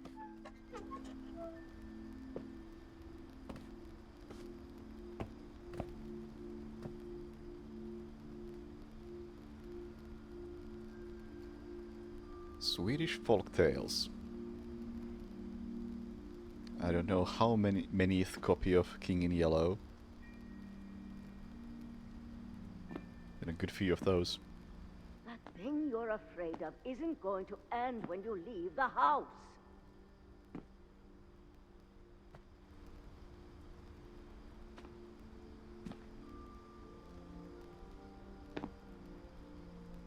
Edith has a right to know these stories.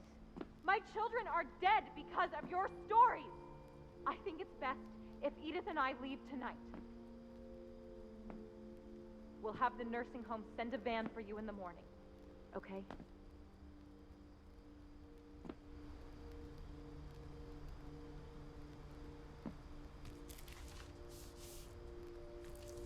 Dear Edith, there's so many stories I wish I could tell you, but there's only time for one. This is about what happened on the night you were born. That night, the tide went way, way out. It was the first and last time I ever saw the old house aground. There'd been an earthquake out in the middle of the ocean. They called it the lowest tide in 1,000 years. God, it smelled awful. You know, I've seen that house every day of my life.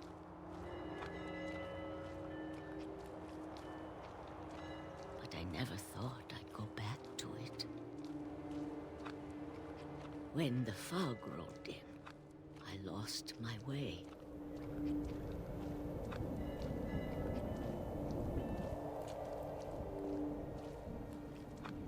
I got turned around,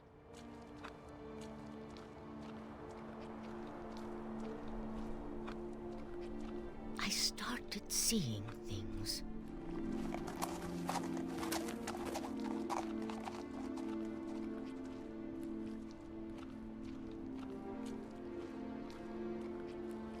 Things I'd forgotten had ever existed.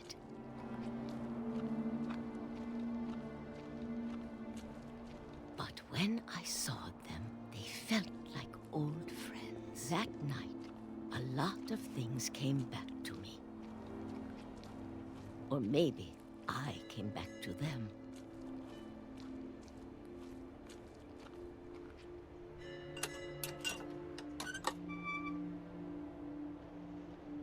Things I can't explain, but that I need you to try and... Edith, what are you doing in here? It's mine. Hello. Edith! Mom, you're gonna rip it. Let go. I kicked and screamed, but Mom dragged me to the car. I never saw Great Grandma Edie again. The next morning, the van came to pick her up, but she was already gone. After that, we moved around a lot.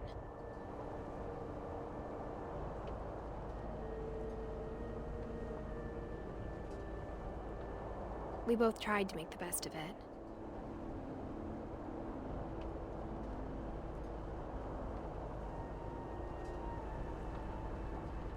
A few years went by.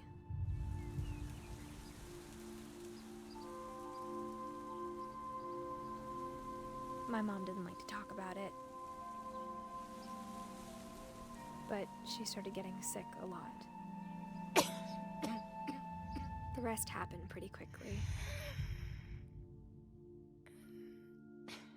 She got better for a while, and then she didn't. And then I was alone.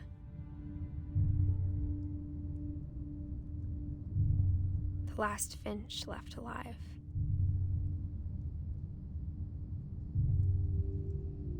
Until I found out about you. I'm still not sure what to tell you about all this. If we lived forever, maybe we'd have time to understand things. But as it is, I think the best we can do is try to open our eyes. And appreciate how strange and brief all of this is.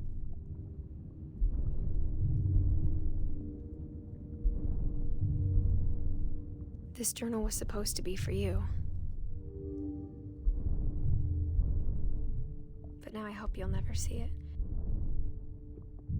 I just want to meet you and tell you all these stories myself. Am I But playing guess as the if we're unborn in this baby? now, things didn't work out that way.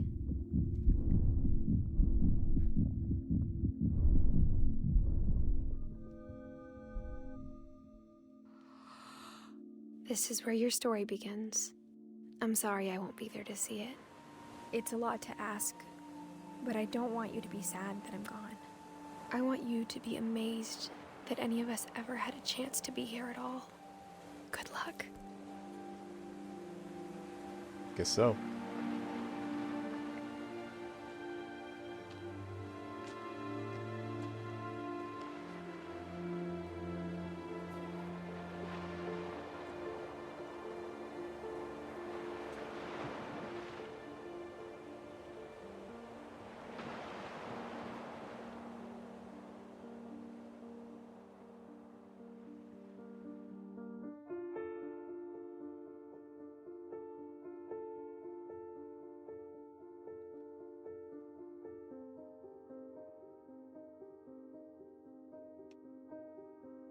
All right.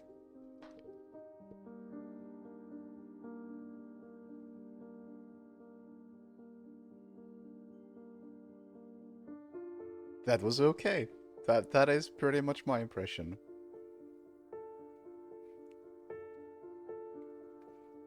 Which for a walking sim is pretty good.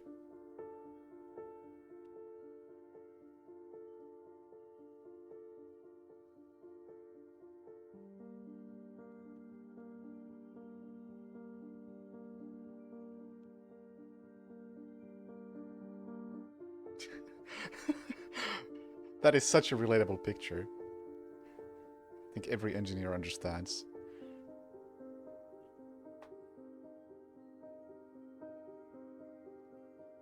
Yo, Cook. Thanks for the raid. We just finished, though.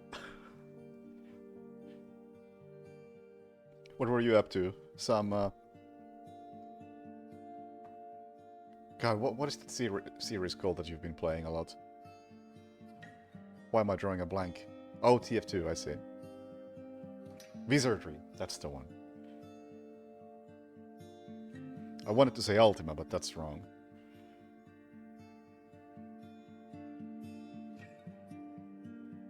Alright, see you later.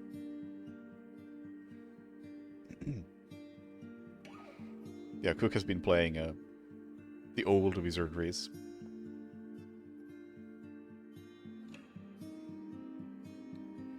I've been lurking a bit, and they seem like games I would have a really bad time with. There's the murderer, the damn frog.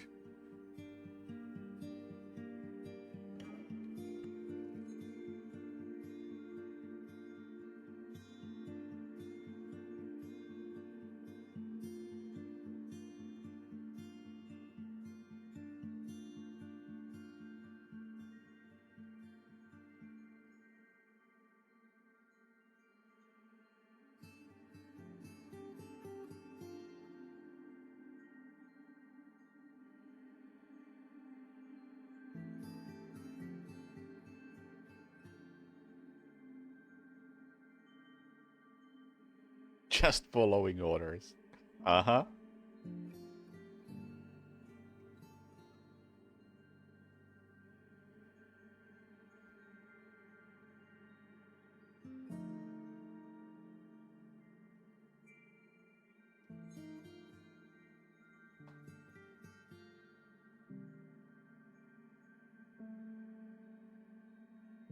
Dick the birthday boy would be a surprise.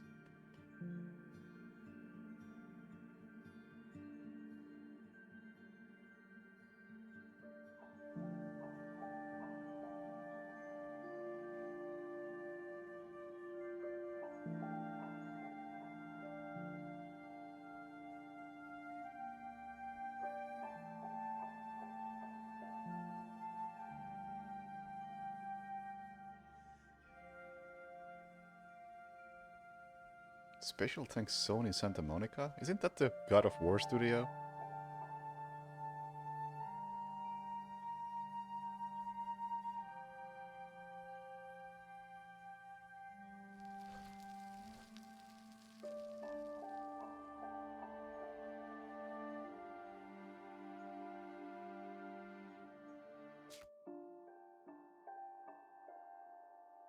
Replay a story. Ah.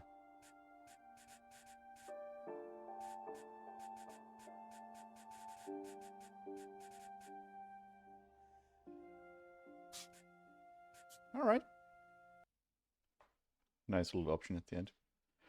Music.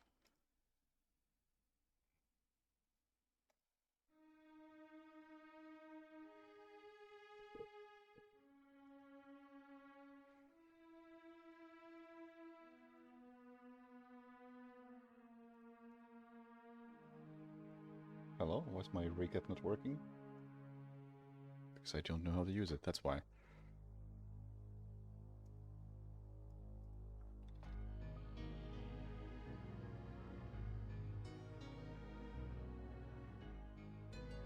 Alright.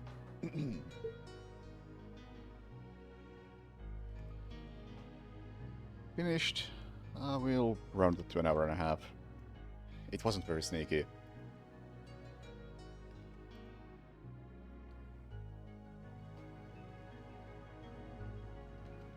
I'm not big into walking sims, but this was a pretty good one.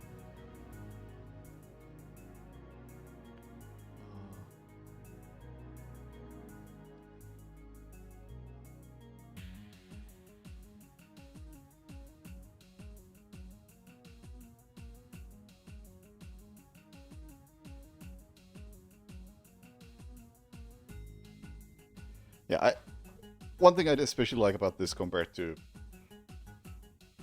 most walking sims that I may have seen people play is that there was actually some gameplay mixed with the walking, and even though the gameplay was really rudimentary, like basically a walking sim within a walking sim at one point, it actually made sense in the context of the story, and that's really cool. And it did that a few times within the smaller stories.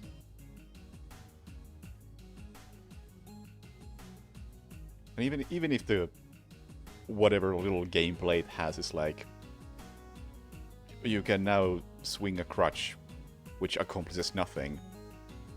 You know, being able to swing a crutch in that one little story separates it from the rest of the game and makes sense within that story. So that's cool.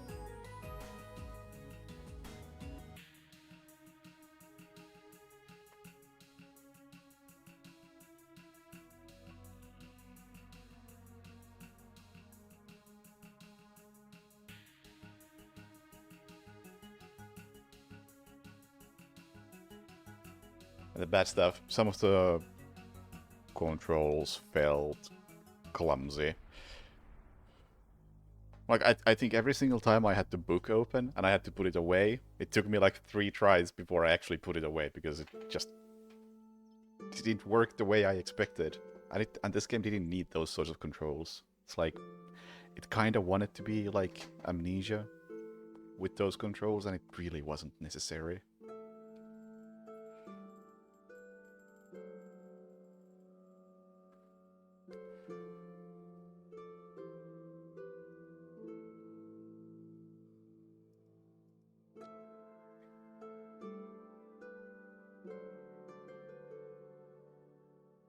Anything else? I mean, yeah. That pretty much sums it up.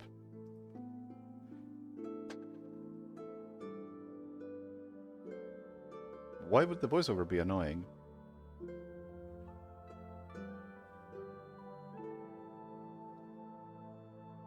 I think it was actually very well paced with the voiceover.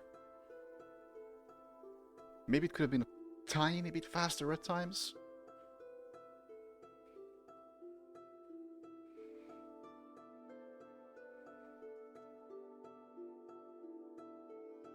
But generally there was a decent enough pace to it.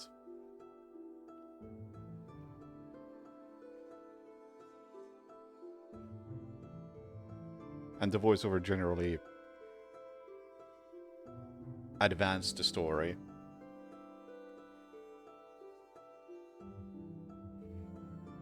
So yeah,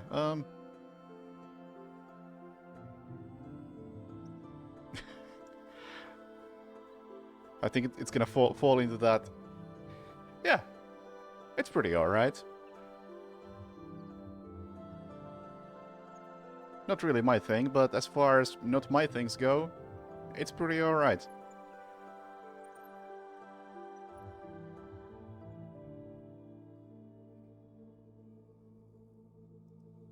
Like, if I had to recommend a walking sim to somebody, I probably would recommend this.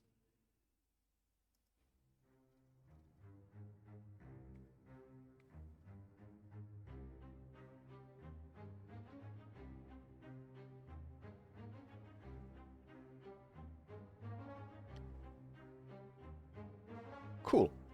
And it was a very short game, which is something I was after.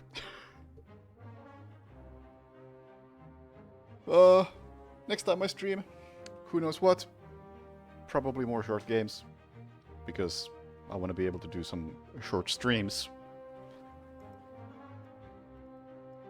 Don't want to have every stream be like 5 hours long. And it's nice if I can actually play a game for 2 hours and call it a night.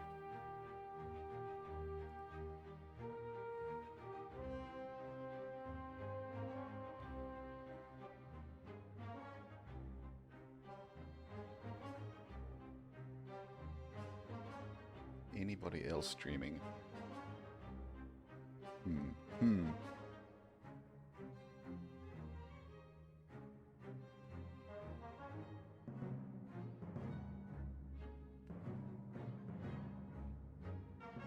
No, I don't remember what sort of stream this guy has, but I'm following them, so it's probably comfy.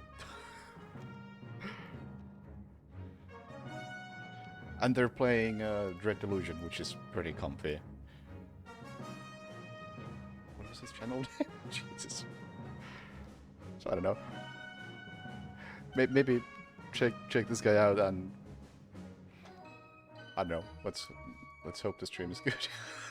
Because I don't remember watching him. But I trust my following list. But yeah, thank you for watching. Have a good night. See you later. Bye.